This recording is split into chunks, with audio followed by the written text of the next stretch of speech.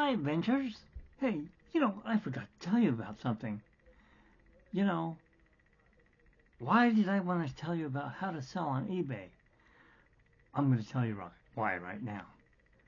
I went to a garage sale back in 2017. I was broke. I was out of a job. I needed to find something to sell on eBay. I know nothing about watches, but I do know I like a watch better than a cell phone. Why do I say this? Okay, I went to the garage sale and this lady had a box full of watches, and I said, I didn't see them. I said, do you have any watches or anything to sell? She goes, sure, there's a box over there. It's my grandfather's. Nobody wears watches anymore. They all can use their cell phone to see what time it is. Not me. I showed her my watch. I was wearing a watch. She goes, I like to wear watches. I like something on my wrist, not handcuffs. No, I'm not into that. Okay, adventures, none of that stuff. No hanky-panky. Anyways, I found a Casio watch, and I'm like, ooh, this is like 1980s. It's got musical. It plays music. How much are these? They're 50 cents.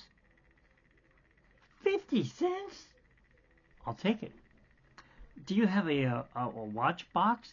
Because I was planning on selling it on eBay. And she goes, let me go into the house. And she went in. She dug around. Comes out with this watch box. She goes, give me 50 cents for this too. I give her 50 cents. I'm getting attacked by a cat here somewhere. Wait. Anyways, I went home. Didn't even look into the box to make sure that there was nothing in it. Well, to my surprise, there was something in it. What was that? Well, it looked like a Rolex watch. I'm like, oh my God. I gotta take this back to her. I can't, no, this is worth a lot of money. It was heavy. I thought it was the box because it was wood. I took it back. I went back to Upland. And I said, yeah, there was this watch inside the box. And she goes, yeah. I go, well, I think it's worth more than 50 cents. You paid 50 cents. It's yours. Okay, thank you. So I went down to this local antique. No, I take it back. I went to a um, a jewelry store in Upland, up on Baseline, by Claro's. Anyways, I went there, and the guy took a look at it, and he goes, "Oh yeah, this is a good watch." I go, "How can you tell?" Because when I showed him the face of the watch, I don't have a watch to show you, but the face. Who is on my chair? Go away. The face on the watch was all blurry and kind of faded out, and I couldn't see it. And I'm like, okay, well, I can't see it. I'll take it to this jewelry store. I took it to the jewelry store, and he goes, Phew! He spit on his hand and he wiped it, and he goes, see, you can see the face. And I go, ew, he spit on it. And he goes, I'll clean it with Windex, don't worry. And he cleans it. Oh, galet. That sounds French. Okay, well, it's a galette or galet. I'm not sure how to say the name. But let me take it in the back and open it up, because it wasn't like a regular watch you could just pry off the back. I had no idea how to get it open. It had these little slots on it. I'm like, yeah, that's got to be like a Rolex. And it had 3 buttons on it. I was thinking maybe it's a diver's watch. Like I said, I knew nothing about watches. So he comes back out and he says, I'm sorry, I accidentally broke the clamp on it, but this is a very good watch. And he circled it, as you can see it there, kind of. Can't get it focused again, as usual. Let me see if I can get it to be focused. Okay, so see the red circle there? He showed me where he broke the clamp on it. He goes, I accidentally broke the clamp. It's very old, this watch. But you see, it says on here 17 jewels. I'm like, what does that mean? Does it mean there's like gold in it? He goes, no, no. You see these red things? Those are the jewels. I go, like diamonds? He goes, well, they're jewels. They make the watch run. I'm like, okay. Does it run? He goes, I go, how do you wind it up? He goes, oh, you don't wind it up. When you walk, the momentum of your hand swinging winds it up. So it's always wound up. I'm like, wow, that's interesting. I've never seen a watch like that before. I go, well, do you know how much it's worth? He goes, I don't know, but it's probably worth a lot of money because it's a Swiss made. Swiss? Well, the insides are Swiss made, but it's American watch with a French name. Okay. So, like an idiot, I could have took it to my barber who knows everything about watches. I didn't take it to him. I took it to the guy down the street in downtown Upland, and he says, how much you want? I go, well, I need a job. I don't have any money to pay for rent. I need at least $3,000 so I pay a couple of months of rent. Well, how much you really want? What? What does that mean? How much do I really want? I want $3,000. Well, that was a big mistake because it's probably worth a lot more than that. I go, can you put a battery in the other watch, the Casio? Yeah, that's $1. So I paid him $1.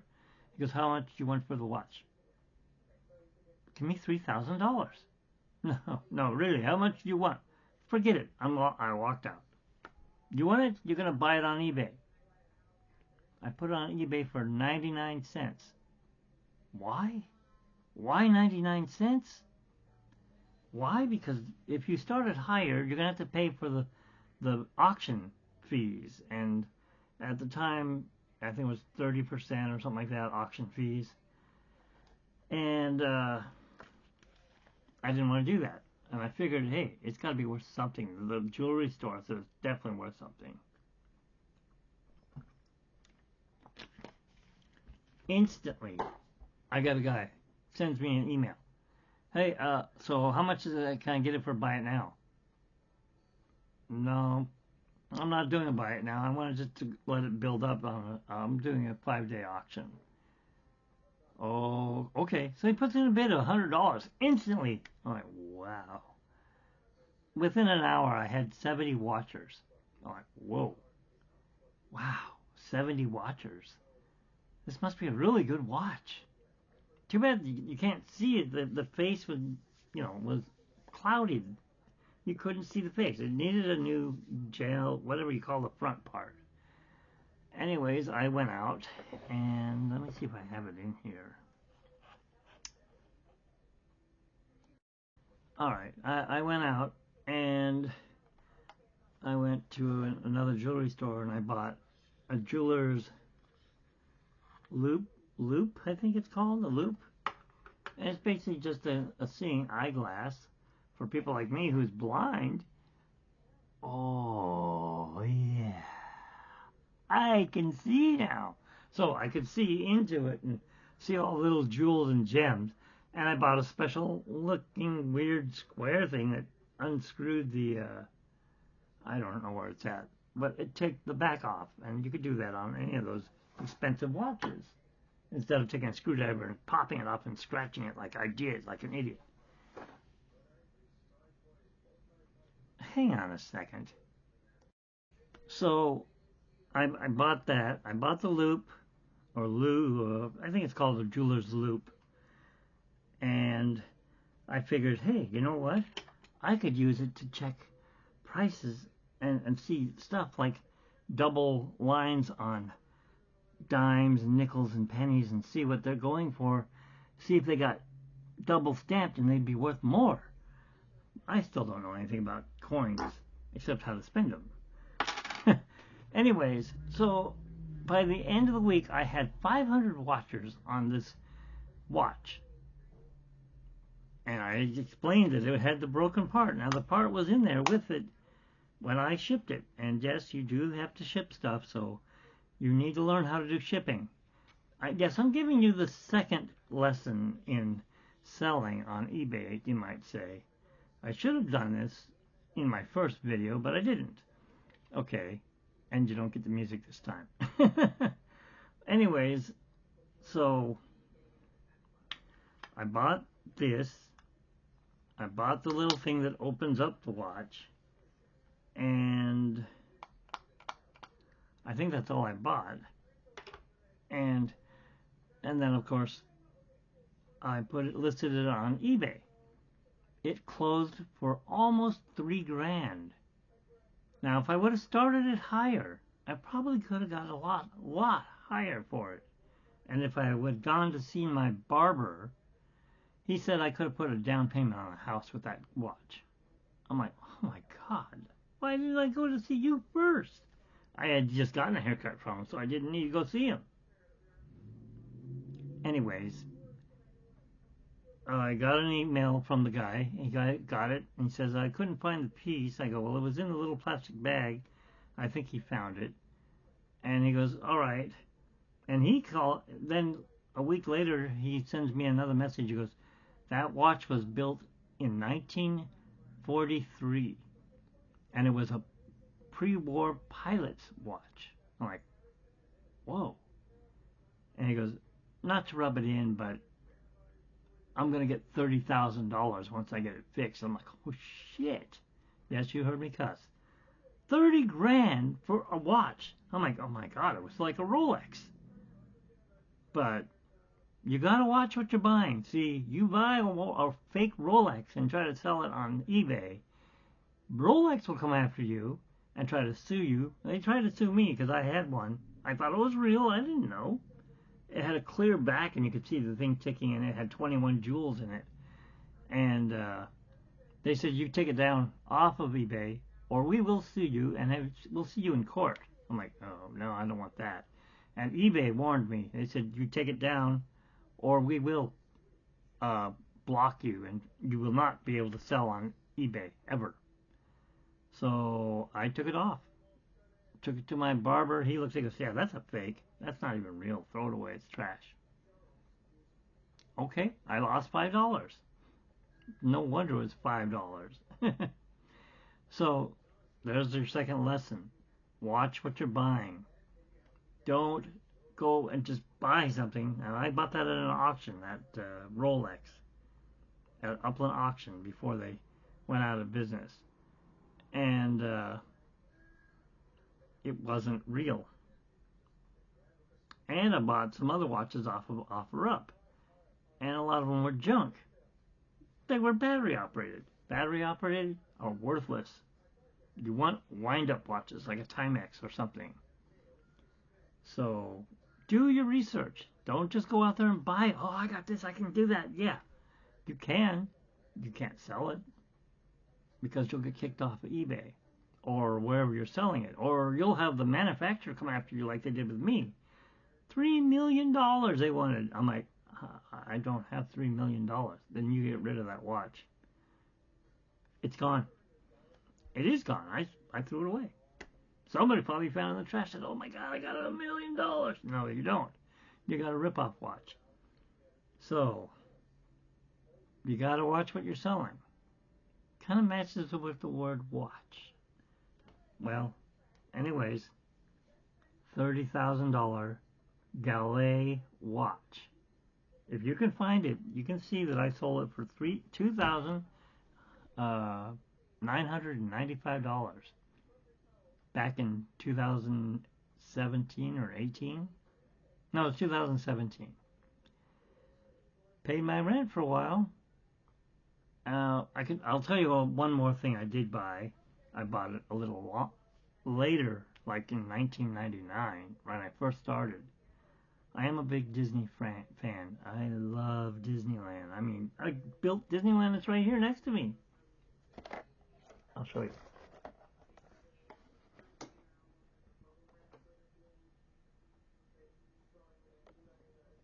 Yes, it's blurry. Let me see if I can fix it. So there you see, I built Disneyland. Well, I'm a big Disney fan. I have trains up there, and I have the Matterhorn, and I have over here. I have Pirates of the Caribbean. So yes, I am a big Disney collector. My wife is a big Disney collector. And before I met my wife, my friend and I went to an antique store in Upland, and this lady had Disneyland tickets. And I wanted them. I didn't have the money though because I was out of a job. So I asked my friend, "Hey, if you buy the tickets, I'll split the money with you of what they're worth."